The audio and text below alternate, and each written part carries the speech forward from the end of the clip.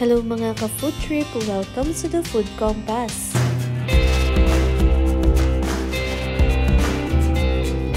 Sa dalawang ingredients lang makakagawa na tayo ng masarap na ulam. So ano pang hinihintay? Simulan na natin. Ito yung mga sangkap na gagamitin. Hipon, lemon, itlog, dried parsley, optional, salt, paprika, cornstarch at all-purpose flour. Una natin gagawin, lilinisan at tatanggalan natin ng balat at ulo yung hipon.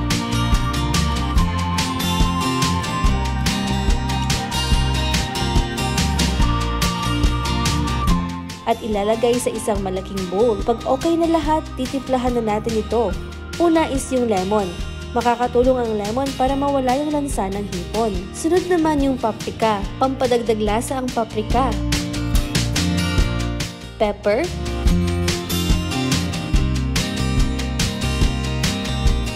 Salt. At yung dried parsley. Optional yung dried parsley. Kung wala kayo nito, pwede nyo naman i-skip. Ilalagay na din natin yung itlog. At i-mix lang natin ng maayos.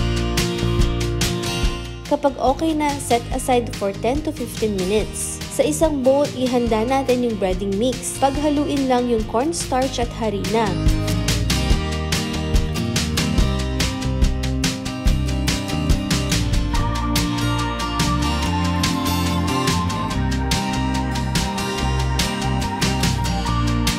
Pag okay na, coat lang natin yung hipon dun sa breading na ginawa natin.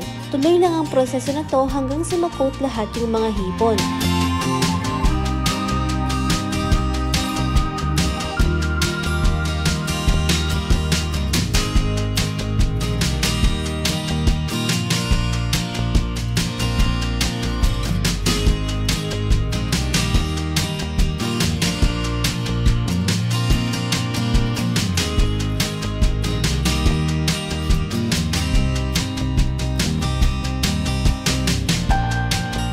Then, ready to fry na.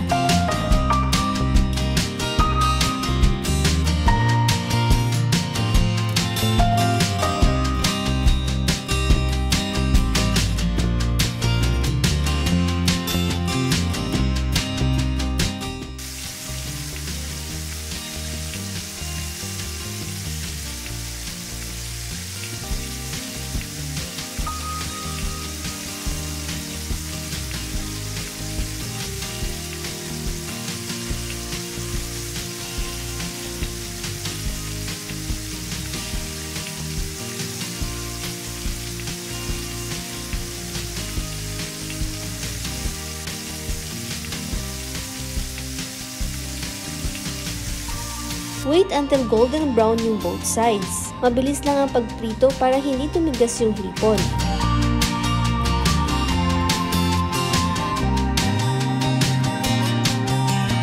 Hanguin at set aside muna natin dahil gagawa naman tayo ng sauce. Sa isang bowl, mix natin yung ketchup at mayonnaise.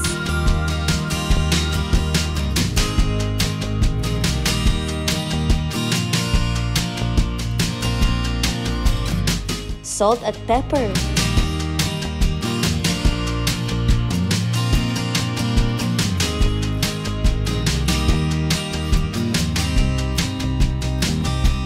Then mix.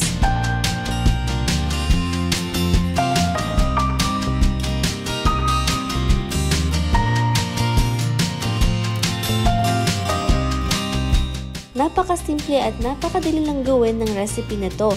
Pero for sure, magugustuhan ito ng pamilya ninyo. Pwede din itong pampulutan. Try nyo na din itong recipe namin ng hipon. Para sa iba pang mga recipe videos, mag-like, subscribe, and hit the notification bell.